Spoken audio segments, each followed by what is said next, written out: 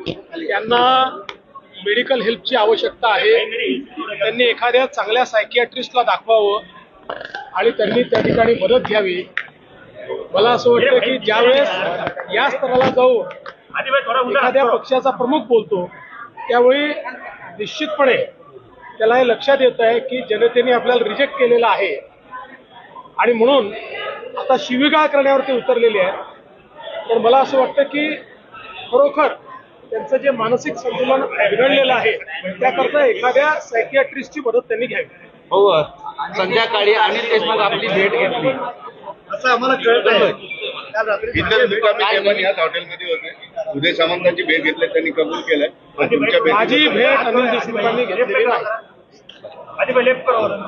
अजित दादा तुम्ही म्हणाले की मी जर शरद पवारांचा मुलगा असतो तर मला संधी मिळाली असती. ते तर स्पष्टच आहे. त्यात त्यांनी जे सांगितलं काय आश्चर्य आहे का? बघा, शेवटी पवार साहेबांसोबत पक्ष उभा कोणी केला? तो अजितदादांनी केला. पण शेवटी त्यांना बाहेर का निघावं लागलं? त्यांच्या लक्षात आलं की आपल्याला पक्ष मिळणार नाही, पक्षामध्ये आपल्याला स्थान मिळणार नाही. स्थान पवार साहेब सुप्रियाताईंनाच देतील, त्यामुळेच ते बाहेर पडले. चंद्रकांत पाटील जे बोलले होते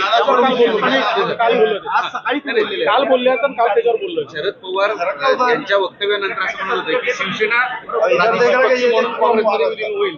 पण अजित पवार असं म्हणतायत असं शक्यच नाही ते, कारण मी उद्धव ठाकरेंना चांगलं ओळखतो, त्यांच्याबद्दल ते सकारात्मक बोलले याची चर्चा सुरू आहे.